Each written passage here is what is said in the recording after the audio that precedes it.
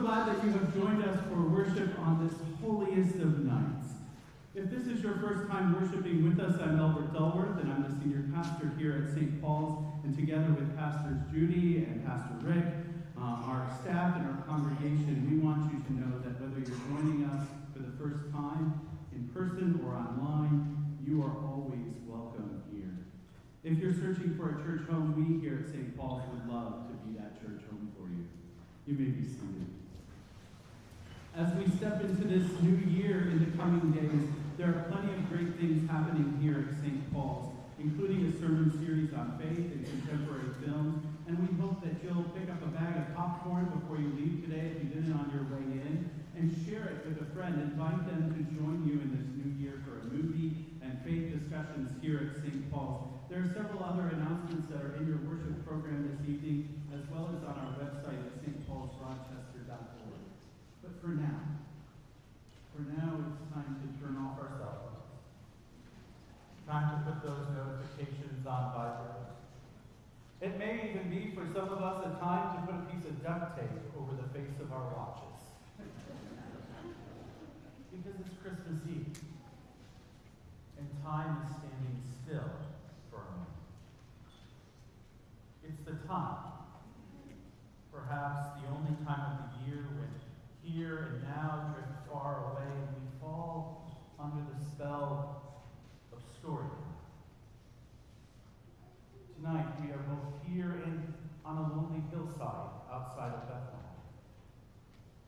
Tonight we're gathered with one another, friends and family, in person and online, returning students and relatives from far away, and we are also with the Magi, who are still traveling on a long journey, during such a hard time for a journey. Tonight we listen to our choir, and to the choirs of angels, a heavenly host of angels we have heard on high.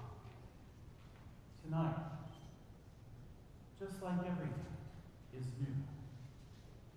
A never-happening-before moment in onrushing time, and yet, we have been here before, have we not? We have done this before. We have told this story before, and we have heard it before. For there is a way that this story that we tell tonight is always happening. Birth and death and taxes and weary travelers with no places to stay. Babies born, sudden signs of grace and glory and surprising generosity. The past and the present are closely woven together tonight. And we sense the presence of our own eternal selves, our souls perhaps, with our everyday selves tonight. And when at this evening's end we pass a visible sign of grace, the light from a candle, from hand to hand, we will see the radiance and the beauty of one another, as seen through the eyes of a timeless love. Come, for it is Christmas Eve. Let us worship together.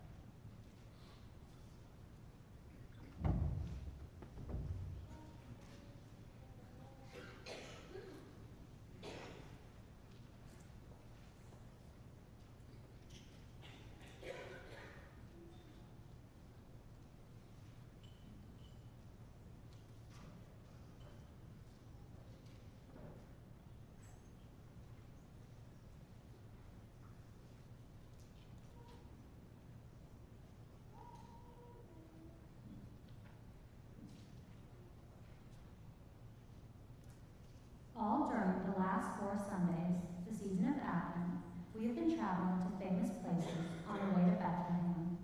Tonight, we will retrace our steps, finally arriving at Bethlehem to see what we find there. You are invited to rise in body and spirit as the Advent and Christ candles are lit. Children, will you see the candles here in the front being lit? Be sure to turn on glow candles. You are invited to join us in singing, O Little Town of Bethlehem.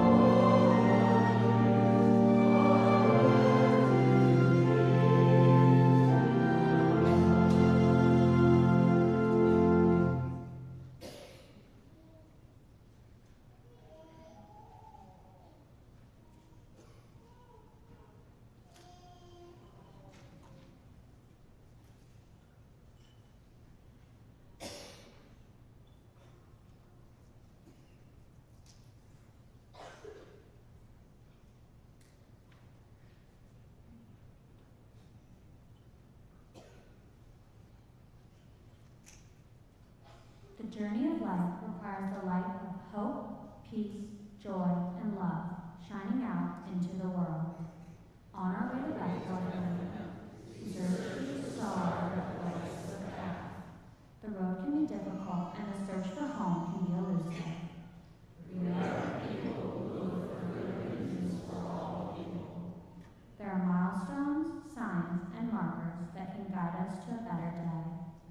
God's light goes before us. We are not alone.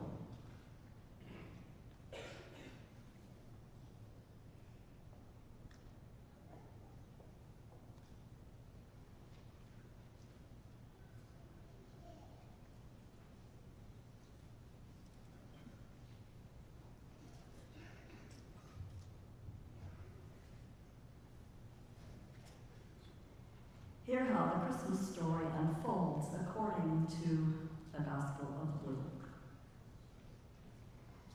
In those days, a decree went out from Caesar Augustus that all the world should be registered. This was the first registration and was taken while Quirinius was governor of Syria. All went to their own towns to be registered. Joseph also went from the town of Nazareth in Galilee to Judea, to the city of David called Bethlehem, because he was descended from the house and family of David. He went to be registered with Mary, to whom he was engaged, and who was expecting a child.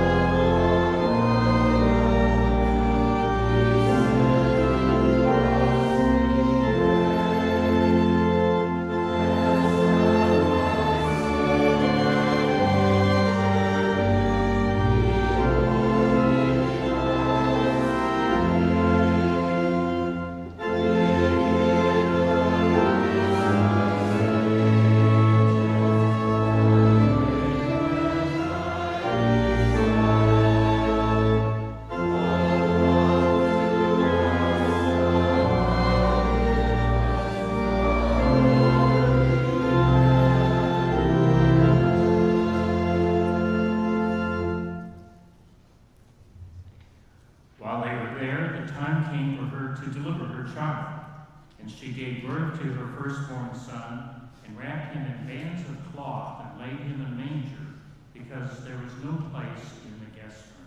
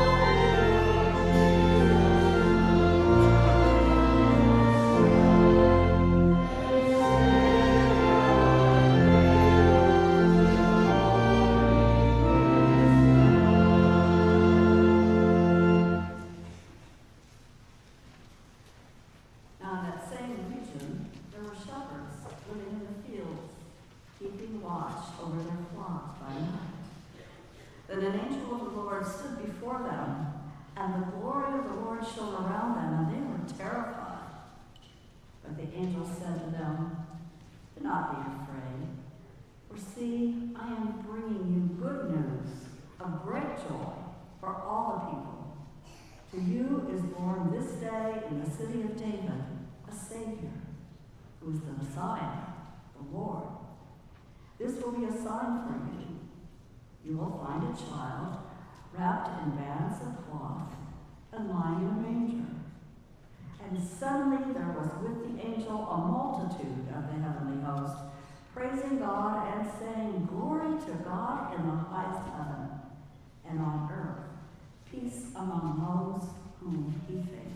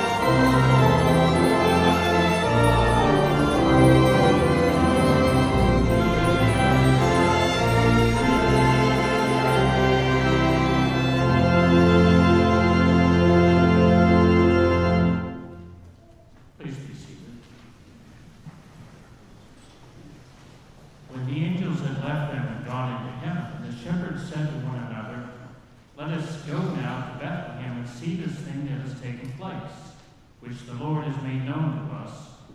So they went with haste and found Mary and Joseph and the child lying in the manger. When they saw this, they made known what had been told them about this child.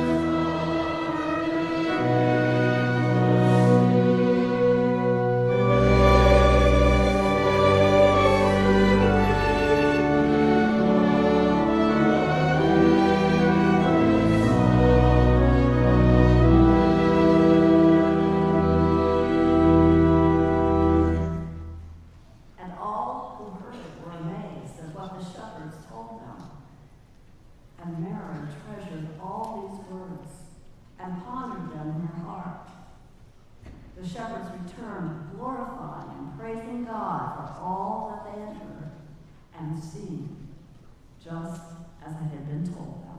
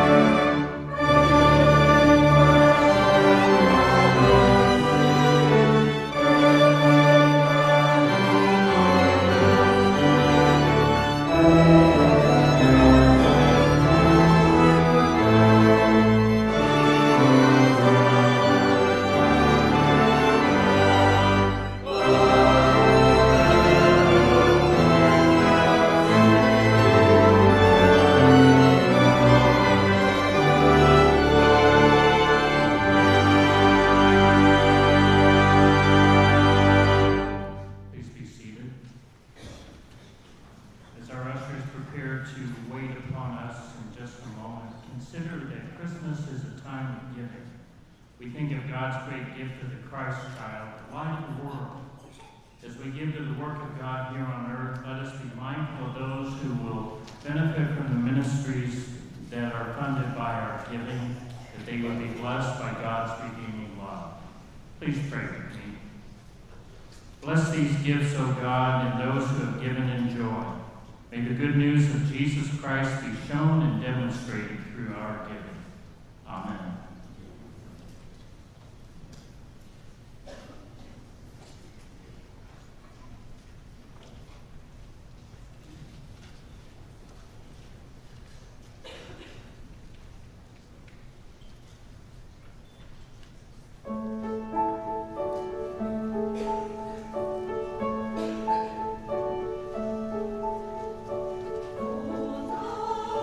People,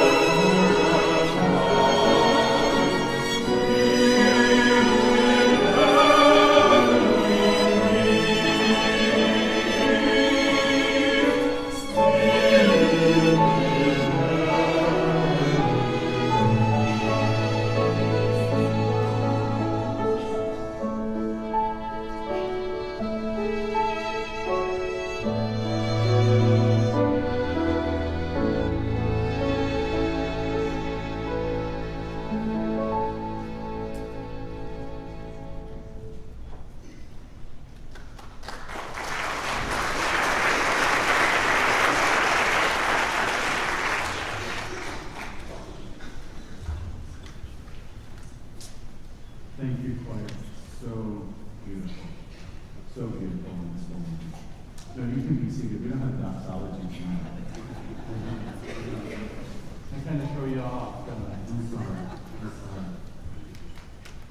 Earlier tonight at 4 o'clock, we had an amazing Christmas service as the first service kicked off the night, and all of our children, this place was filled with kids, and all of the kids were up front leading us, many of them, in the story of Christmas. I just love a good Christmas pageant, and there's always so many stories that come out of that. It was just so beautiful, and if you were here last year on Christmas Eve, you know that I love the stories of Christmas pageants and the stories of children and how they tell the Christmas story. And last week in the open door, Marilyn brought a wonderful video for us of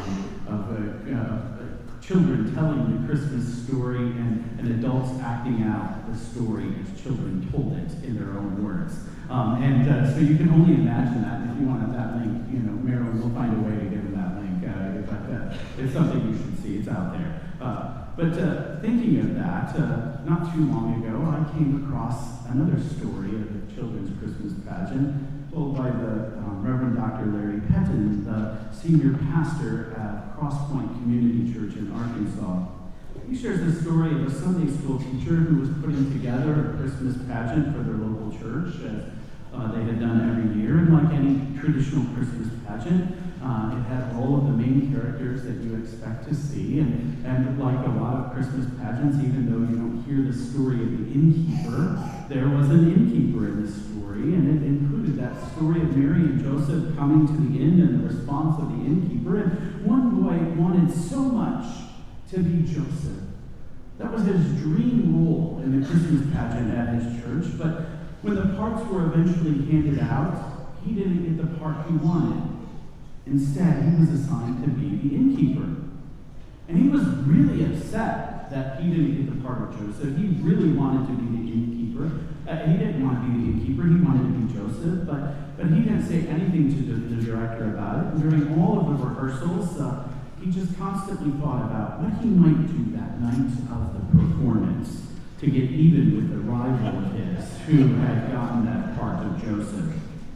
And at long last, that night came for the performance, and on cue, Mary and Joseph walked up across the stage on their journey to Bethlehem, and when they arrived there in Bethlehem, they knocked on the door of the inn, and the innkeeper opened the door, and standing there with his arms crossed, he gruffly asked them, "What do you want?" And Joseph answered, "We've been traveling through the dark of night, and we've come all the way from Nazareth, and my wife is expecting a child. We need a room for the night." And unexpectedly, the innkeeper suddenly threw the door open wide and said, "Great, come on in, I'll give you the best room in the house." For a few seconds, that poor young boy who played Joseph stood there stunned, not knowing what to do. This wasn't the way the story was supposed to go. And thinking quickly on his feet, though, he looked inside the door, past the innkeeper, and said, "No wife of mine is going to stay in a dump like this. Come on, Mary, let's go out to the barn." And just like that, the Christmas pageant was back on track.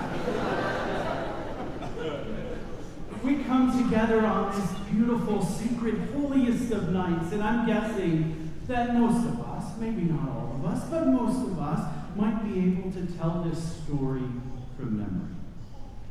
Now, we might use different words as we tell it, and similar to different translations, but we get all the most important elements of the story in there. And if one of us tripped over a part of the story, there'd be someone else here to remind us, to save us, and say, "Hey, don't forget about that part where." Perhaps it's because we've heard this so many times throughout our lives, and it's familiar. Or maybe it's because we've seen those pageants throughout the years and the way the children tell us that story, and we can just see those images of the kids. Even if they make mistakes, we can see the images, and we know the story that they tell.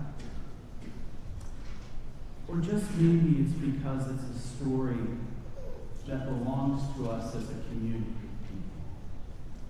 And somehow it's the community that tells it best. perhaps it's just that somehow you and I have also become a part of this story. For in one way or another, we know what it's like when a story gets off track, don't we? Last Sunday, many of us came to worship, only to discover that the building was a little bit cold here at St. Paul's, just 2 days ago. Some of you are laughing over here. Choir, thank you. I thought that somebody forgot to turn the heat up here in the sanctuary. But as the morning went on, we realized that our boilers, one of them that is brand new, were not up and running, even though the air was blowing through the vents, and this place was frigid. Yesterday, I came into the building, and it was freezing. My office thermometer that was on the wall read, on my thermostat, read 52 degrees. And my space heater, the little tiny box that I have in my office to take the chill out of the air at this time of the year, could not keep up with it. My hands were cold as I was typing at my desk trying to get ready those last minute things for Christmas Eve and make sure emails were sent out that I could get out before Christmas hit so that I could take a few days off in the next few days. And I put that heater right up on top of my desk to keep my hands warm as I put my jacket around me. Our facilities manager, Kevin, stayed on the phone with trustees and others and our boiler company all morning when he couldn't figure it out himself, what was going on. And I told Kevin, you need to let them know this is the most important night of the year for us. What I really meant was it's the most important night of the year for me. We have to have heat. People walked out of here on Sunday and I told them, we're going to have heat in 2 days. They're coming back. And they're bringing friends and family. Sure enough, when most folks are preparing for Christmas, there is a team that came in together, working well into the night yesterday. And early this morning, they were back here getting the boiler up and running again. And our story got back on track. Last night, as I drove by just before the crew left, I thanked them. And I wished them a Merry Christmas for all the hard work they were doing, and they said, the boiler will be running in the morning. Over the next 2 weeks, I'm thinking about jotting down the details of this story for the next Hallmark Christmas movie. I think it'll be Between this church and the lights that are downtown, Rochester is a perfect place for a Christmas miracle to happen, right? And it sounded and felt just like one of those Christmas movies. But we are a people who know about a story getting off track, are we not? For this Christmas story that we come to hear once again tonight begins as another overarching story. The story of humanity has somehow gotten off the track. Tonight's story begins with a decree that goes out from Caesar Augustus to register the whole world so that everybody in the Roman Empire might be taxed. And throughout the empire, Augustus' name is synonymous for some with prosperity, with peace, the Roman peace, with power, with might, with good roads and a strong military, with clean water and wealth, and the expansion of the empire and the authority of Rome throughout the world. On the other hand, all of that, which sounded so good to Roman citizens, comes at a price. The price. The tax is more than the money that is paid out by wealthy individuals with earned incomes.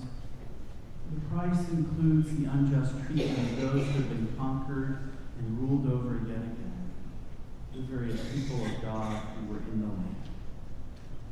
It's the Hebrew people who faced the cruelty of Rome and being subjected to its rule by force. The empire is supported on their backs. If you're a Roman citizen, well, Augustus has a great storyline for you, and you're supportive of him. But if you're anyone else, you're most likely enduring the hardships and the costs of Rome's prosperity. The world's story at this moment in time. It was a long way from the life that God had intended in the garden. And as we gather together tonight, in one way or another, we all know what it's like when the story of life seems to get off track, don't we? For we don't have to turn on the news for very long, for more than a few moments, to discover how far off the rails we go at times. As we watched snowfall yesterday, there were others seeing the signs of war and devastation in places like Ukraine. As we gather together on this holiest of nights to celebrate the birth of the one that we call the Prince of Peace, the land in which he entered the world is torn apart by war, and we wonder what peace will hold in these moments. In that beautiful, holy city of Bethlehem feels the pains of division as its people are treated as lesser. In Gaza, buildings lie in ruins.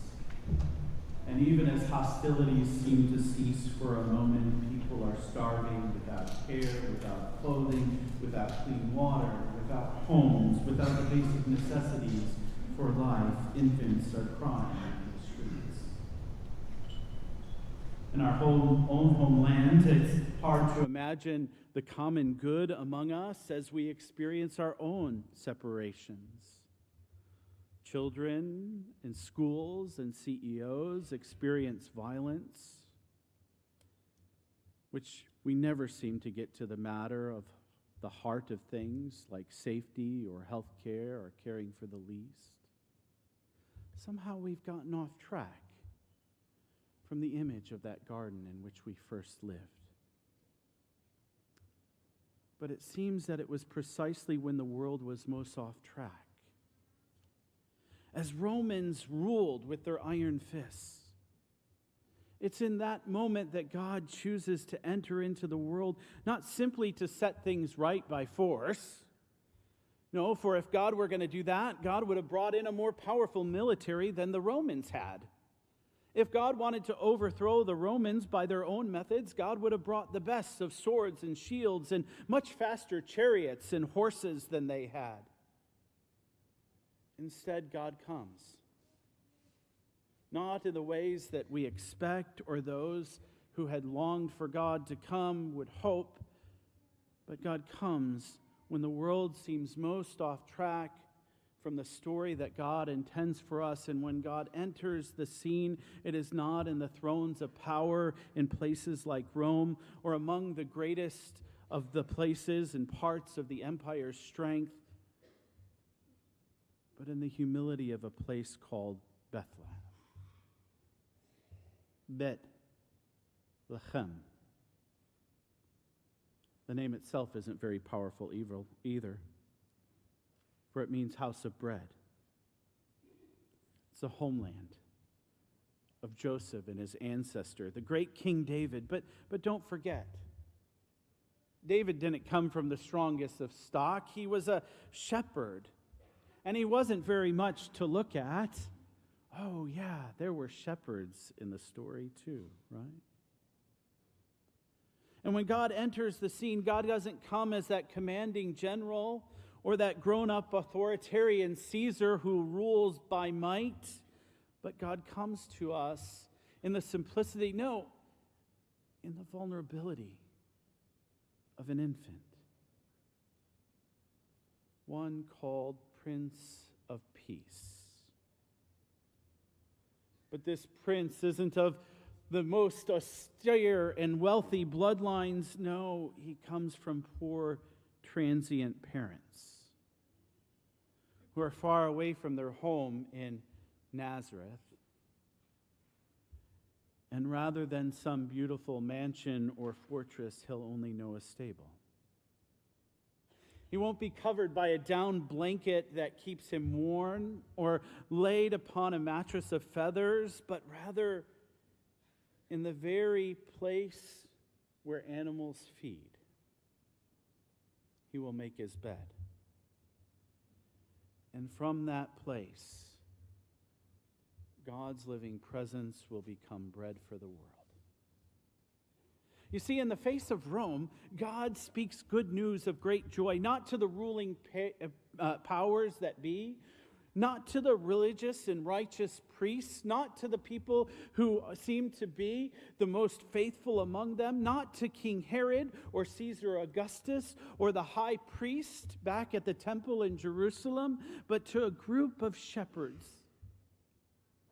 the lowliest of people, who gather on the hillside at night, watching flocks, working hard and long hours, who feel the greatest pain of being on the margins among their own peoples, as well as being the least in the territories that Rome occupied.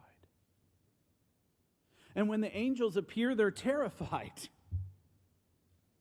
For they've been told all their lives they're not the type of people that are worthy of news that God would bring.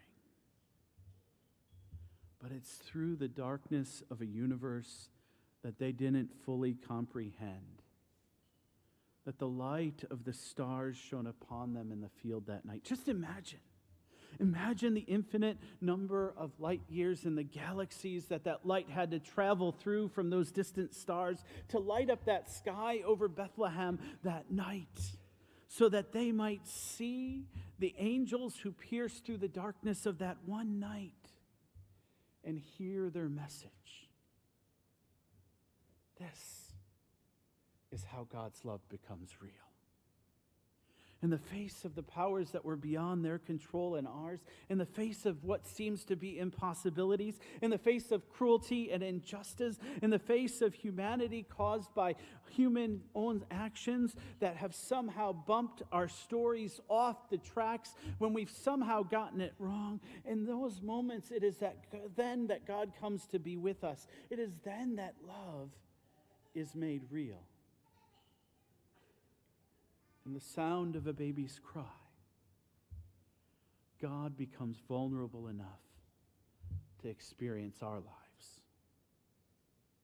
Even though we've got it wrong, even though we're off track, to sit with us and to lead us back to love. Love for one another and for the God in whose image each and every one of us is created. 159 years ago, Phillips Brooks wrote one of the most beautiful Christmas carols that we sing on this night. He wrote it for his Sunday school children of his Philadelphia parish, Holy Trinity Church, after returning from a trip to the Holy Land.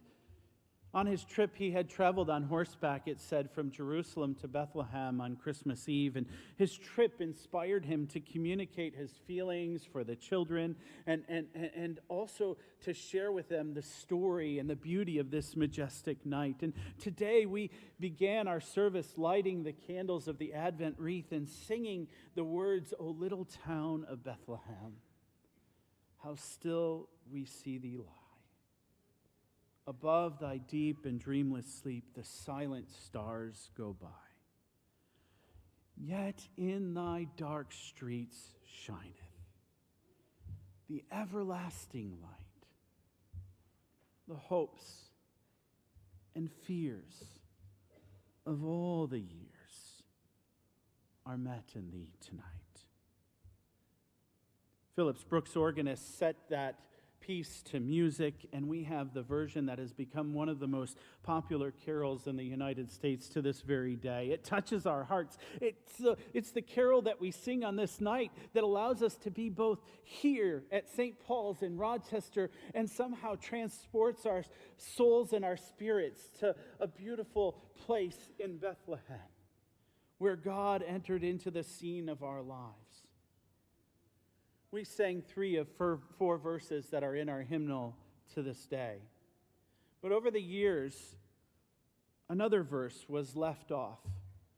It's not in our hymnal today, and perhaps we've memorized all the other 4 and can sing them, or we know them, or if somebody starts one of those lines, we'll be able to sing the rest of it. But this one, we probably haven't heard too often. Maybe never. For Phillips Brooks wrote this other verse in which he says, "Where children pure and happy pray to the blessed child, where misery cries out to thee, Son of the undefiled, where charity stands watching and faith holds wide the door. The dark night wakes, the glory breaks, and Christmas comes once more. Where charity, love, that's the equation, that's the word, love, stands watching, and faith holds wide the door. The dark night wakes, the glory breaks, and Christmas comes once more. For Christmas is all about those acts of love and charity that we share with one another. It's in those moments that we see the Christ come in our midst again. Earlier today, Tom Talbert, one of our members, sent me a Christmas text. He was out in the store checkout lane, and he didn't know that he was going to be in the sermon tonight, that I'd write him in, but I did anyways. He noticed there was a headline as he was checking out in the checkout lane, the National Examiner headline. That's a story to follow, right? And it read, "He's here. Jesus walks among us now." Anybody see that headline? There's a big old picture of Jesus on the National Examiner. I laughed when I read it, and I thought, just in time for Christmas. Thank you, Lord. But then again, I wonder, isn't that why we come on this holy night? For we gather together to hear yet again how God came among us. And we gather together to wait again for his coming once more. In the darkness of this world, we long to see the light of God's presence with us, to know we are not alone, to see love made real and fleshed. We long to see Jesus. And we do see Jesus. Not in the places of power or on the cover of the National Examiner, but right here in the faces of everyday people.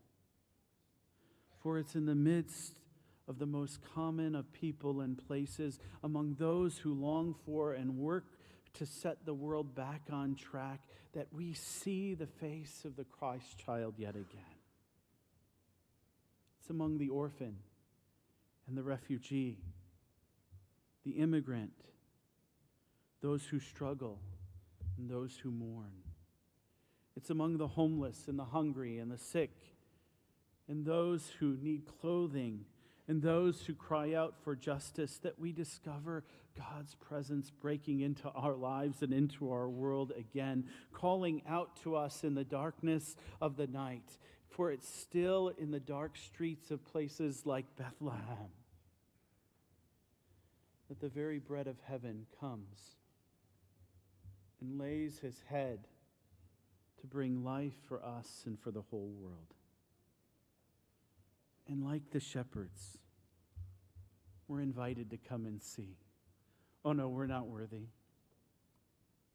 But we're invited to come and see anyways. For this good news is for us, for you and me. Even when our life has gotten off track, even when the world around us seems to be off track, this good news is for us. We're invited to come and see God's presence in our midst, God's love made real, and then to go and tell, to get the story back on track as we find ourselves in the stables of our world, meeting the one who still meets us there.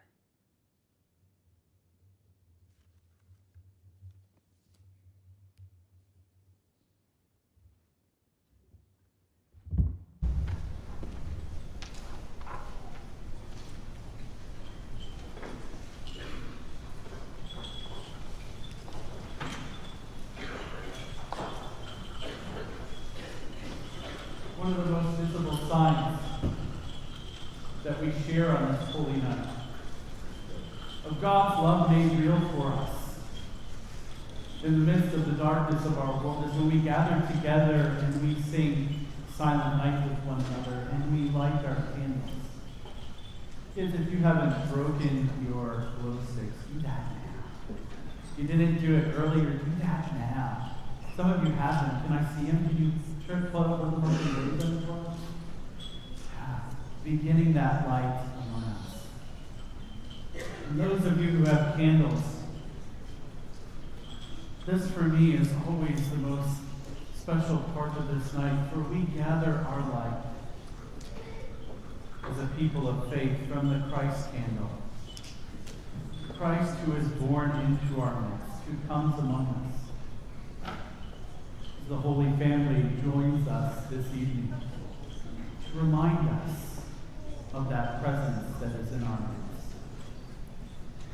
And as we take our light from the Christ candle, we share it with one another, tipping unlit candles to lit candles. Those of you that are on this main level, most of you probably have candles that just pop right out of your votive holders. Feel free to do that, and remember to tip the unlit candle to the lit candle.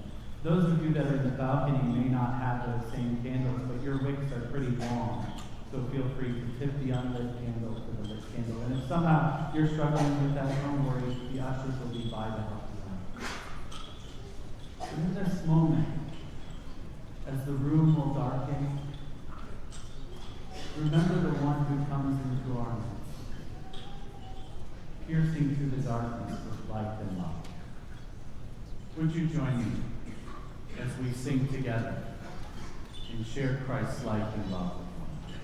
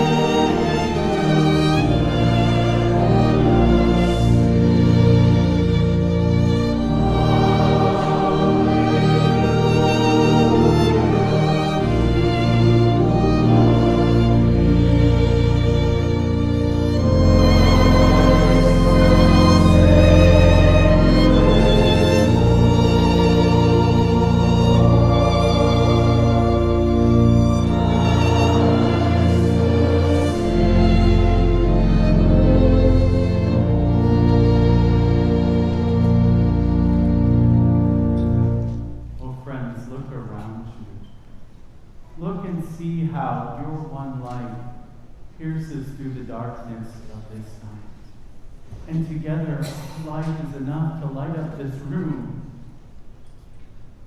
Oh, how beautiful it is to see God's light among you on this holiest of nights.